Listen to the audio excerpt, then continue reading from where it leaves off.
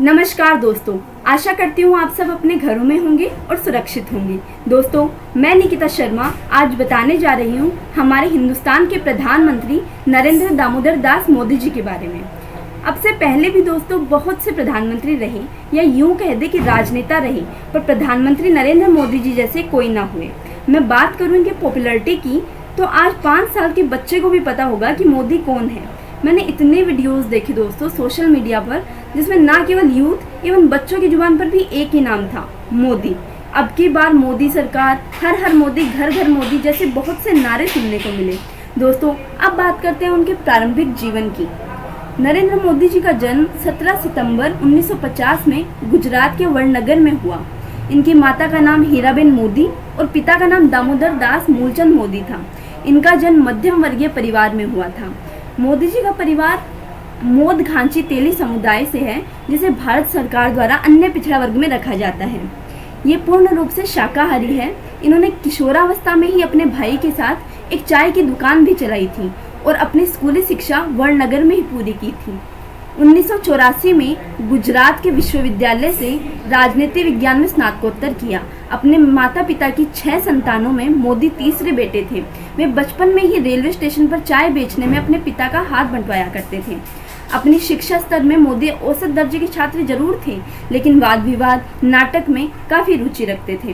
13 वर्ष की आयु में नरेंद्र की सगाई जसोदाबेन चमनलाल के साथ कर दी गई थी। जब उनका विवाह हुआ तब मोदी मात्र 17 साल के थे। उनकी शादी हुई जरूर थी, पर वे दोनों एक साथ कभी नहीं रहे। शादी के कुछ टाइम बाद ही उन्होंने घर त्याग दिया और उनका वैवाहिक जीवन लगभग समाप्त हो ही गया था।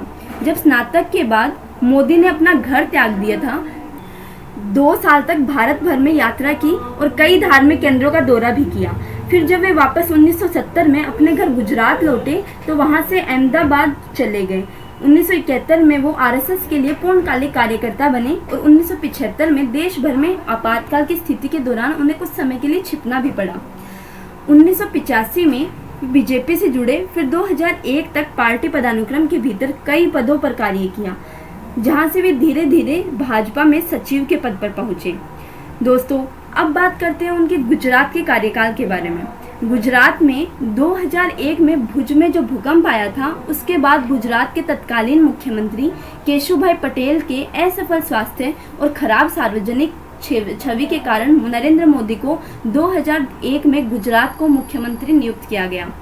मोदी जल्द ही विधायी विधानसभा के लिए चुने गए। तब 2002 के गुजरात दंगे जो हुए थे, उस समय उनके प्रशासन की बहुत आलोचना भी हुई थी, पर यह बात सिद्ध न हो सकी क्योंकि सुप्रीम कोर्ट द्वारा नियुक्त विशेष जांच दल को इसकी कार्यवाही के लिए कोई सबूत नहीं मिला था, बल्कि मुख्यमंत्री के तौर पर उनके नीतियों को आर्थिक विकास को प्रोत्साहित करने के लिए श्रेय भी दिया गया था।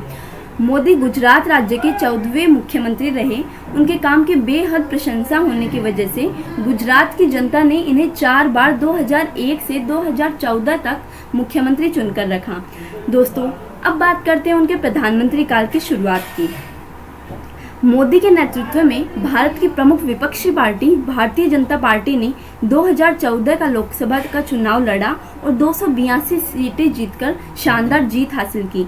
इसके साथ ही उन्होंने सांसद के रूप में उत्तर प्रदेश के सांस्कृतिक नगरी वाराणसी एवं अपने गृह राज्य गुजरात के वडोदरा संसदीय क्षेत्र से चुनाव लड़ा, दोनों जगह जीत हासिल की। उनके राज में भारत का प्रत्यक्ष विदेशी निवेश एवं बुनियादी सुविधाओं पर खर्च तेजी से बढ़ा। उन्होंने अफसरशाही में कई सुधार किए और योजना आयोग को हटाकर नीति आयोग का गठन किया। इसके बाद दोस्तों 2019 में बीजेपी से ही दोबारा चुनाव लड़ा और इस बार पहले से भी ज़्यादा बड़ी जीत हासिल की। 303 कुल सीटों से सफलता हासिल की और इस तरह नरेंद्र मोदी 2 बार भारत के प्रधानमंत्री बने। दोस्तों, मैं इनके बारे में आपको कुछ और बता दूं। नरेंद्र मोदी विकास पुरुष के नाम से भी जाने जाते हैं। इसके साथ ही प्रेजेंट टाइम में देश के सबसे लोकप्रिय नेताओं में से हैं। दोस्तों, ट्विटर जैसे सोशल साइट पर भी इनके सबसे ज़्यादा फॉलोवर वाले भारतीय नेता हैं। ट्विटर पर इनके 4.5 करोड़ प्लस फॉलोवर्स हैं। इनको नमो नाम से भी जाना जाता है। इसके साथ ही टाइम पत्रिका ने मोदी को पर्सन ऑफ द ईयर 2013 के 42 उम्मीदवारों की सूची में शामिल भी किया है। अटल बिहारी वाजपेयी की तरह मोदी एक राजनेता और कवि हैं। वो गुजराती भाषा के अलावा हिंदी में देश प्रेम से ओतप्रोत कविताएं भी लिखते हैं। दोस्तों, प्रधानमंत्री नरेंद्र मोदी की क्या क्या उपलब्धियां हासिल की, इस बारे में भी मैं आपको कुछ बता देती हूँ। इन्होंने जन धन योजना शुरू की, जिसमें 15 करोड़ से अधिक खाते खुलने का दावा है और साथ ही 10 करोड़ से अधिक डेबिट कार्ड जारी हुए। मोदी ने स्वच्छ भारत अभियान चलाया। उन्होंने दावा किया कि 2019 तक संपूर्ण स्वच्छता होगी। कर लाभ के लिए रियल एस्टेट और अवसंरचना निवेश ट्रस्ट की अनुमति दी। कोयला ब्लॉक नीलामी के 2 चक्र सफलतापूर्वक पूरे किए।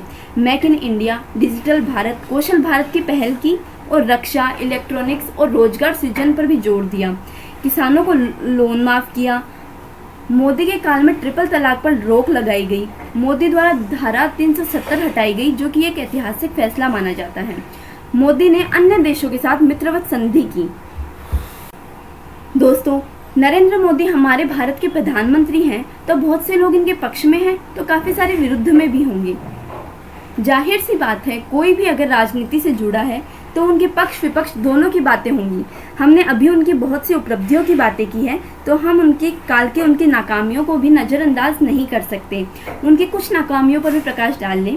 देखिए दोस्तों, जिन भारी मतों से नरेंद्र मोदी इलेक्शन जीते थे, तो इससे ये भी साबित होता है कि जनता को इनसे उम्मीदें भी कुछ कम नहीं हैं। सामने वाले जब प्रधानमंत्री हो तो उम्मीदें करना बनता भी है।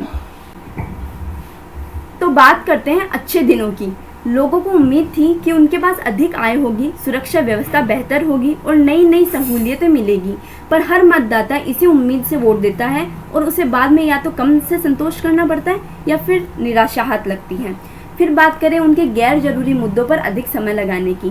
कहने का मतलब जनता का ये है कि जितनी शीघ्रता और अधिक बदलाव की उम्मीद वो कर रहे थे, वैसा असल में हुआ नहीं। मोदी सरकार ने आम आदमी के दैनिक जीवन में जो जरूरी होता है, उन बातों पर कुछ खास ध्यान नहीं दिया। 3 दशकों बाद बहुमत से जीती पार्टी ने से उम्मीद करना गलत नहीं होगा, पर उन्होंने बहुत सारा समय और ऊर्जा गैर जरूरी मसलों पर व्यर्थ किया। फिर आते हैं पेट्रोल डीजल के दाम। दोस्तों, ये कहना गलत नहीं होगा कि इस समय पेट्रोल डीजल के दाम 7वें आसमान पर हैं।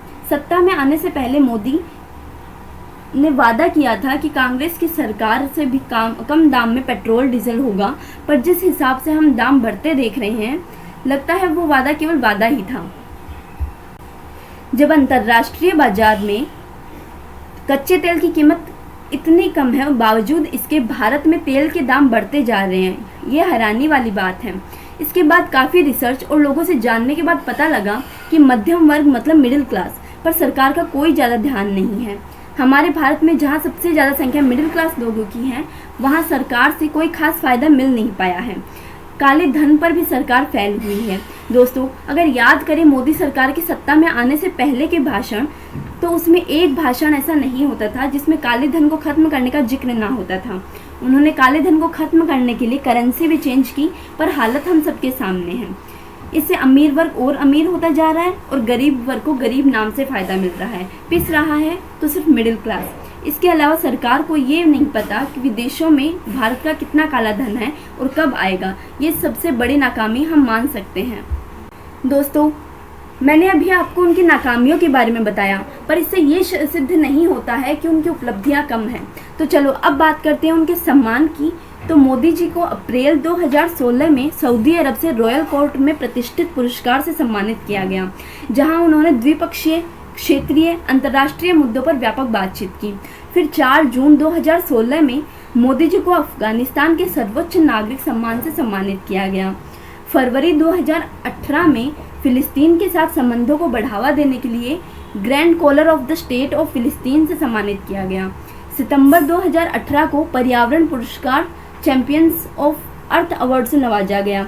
अक्टूबर 2018 में दक्षिण कोरिया में सियोल शांति पुरस्कार दिया गया। 4 अप्रैल 2019 में पीएम नरेंद्र मोदी को अपने सर्वोच्च नागरिक सम्मान ऑर्डर ऑफ जायद से नवाजने का फैसला किया गया। एक महत्वपूर्ण जानकारी यह भी है कि मोदी को ये सम्मान पाने वाले पहले भारतीय हैं। अप्रैल 2019 में ही रूस के सर्वोच्च सम्मान ऑर्डर ऑफ सेंट एंड्रयू एस्पोटल से नवाजा गया। सितंबर 2019 में अमेरिका में ग्लोबल गोलकीपर अवार्ड से नवाजा गया।